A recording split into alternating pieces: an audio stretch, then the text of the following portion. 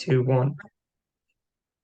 What's up, guys? Welcome back to another edition of the Spring Positional Review. Ben Golan with Chris Level has got the insights for us. Today, we're going to take a look at Josh Cochran's group, the tight ends. You got some talent there. You got maybe a lot of the board would say lack of production last year, but definitely talented guys.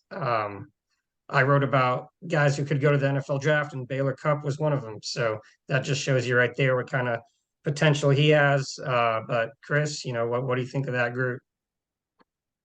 Yeah, I think I think they did a lot of the dirty work. I mean, look, you ran for over 2,000 yards. I think the tight ends deserve some credit there. I think you had 13 rushing touchdowns by your quarterbacks. I think the tight ends deserve some credit there. I think your tight end, not that he won it, but was a big part of why you won the game in Ames, Iowa, and allowed you to go to the Texas Bowl and win your first road game in Baylor Cup.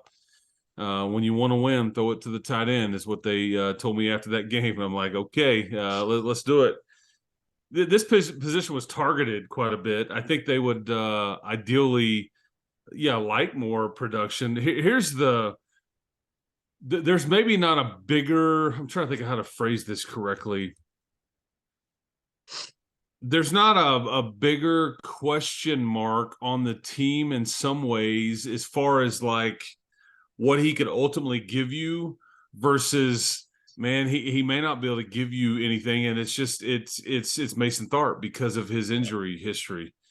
He was non-contact all throughout the spring, and there is not a nicer, more respectful, hardworking dude than that kid, man. I love that young man. I mean, he anytime I am out there, or whether it's on a road trip or at a practice or whatever, he always comes to find me, checks on me. We talk ball a little bit. He's a phenomenal kid. And I hope that his injury stuff is just behind him. They've been very careful with him throughout the spring. Know what he can do. Don't need to put him in harm's way.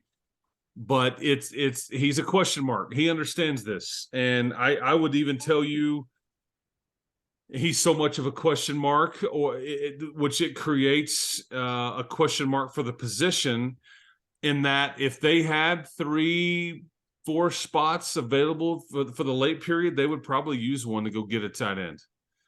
I do just to cover their bases. Mason could end up being fine, play really well, and then all bets are off.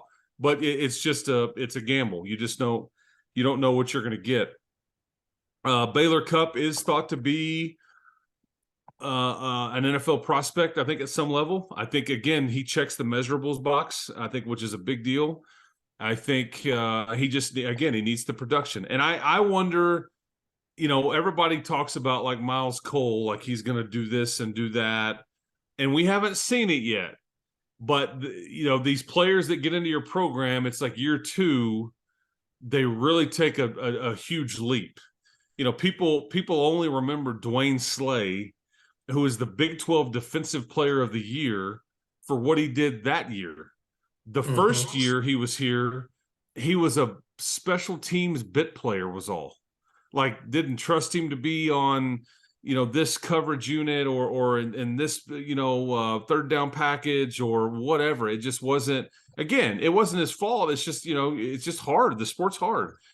So, but yet nobody's talked about that as it relates to like Baylor Cupp. And I think that he could have a big leap too, along with somebody like Miles Cole in year 2. I think he started to kind of get it figured out. He missed some of last season. He only had 12 catches, like 130 something yards, and 2 touchdowns. And then he had the one touchdown, obviously, against Iowa State, was just a monster play for your season. One against Texas too. Yeah, that's right. And Henry Teeter is like he's another 6th-year guy, got a waiver, going to be allowed to play one more year. He's just kind of your hard worker, do everything, all the toughness guy. He's a culture guy. As Joey McGuire would tell you, he is the brand. Like if you put brand up here, we talk about it all the time. It's guys like Teeter we're ultimately talking about. He represents everything that's right by us. But he's not. He's going to line up as an H back and then and line up as a tight end and line up as a fullback, line up out wide. I mean, he's just going to be everything. And you're going to ask him to do a lot of the dirty work, but he's just a good teammate. And but if you're asking from a ton of like offensive production, like fantasy football type stuff from him, that's just not who he is. And I don't think they would ask him to do that. Yeah. Jaden York is the other one. Hmm. I think he's a good like back end player from a depth standpoint. I think that he's kind of like Teeter, and then a guy like Charlie Robinson, who's not a measurables guy. He's like 6 foot and built like a block.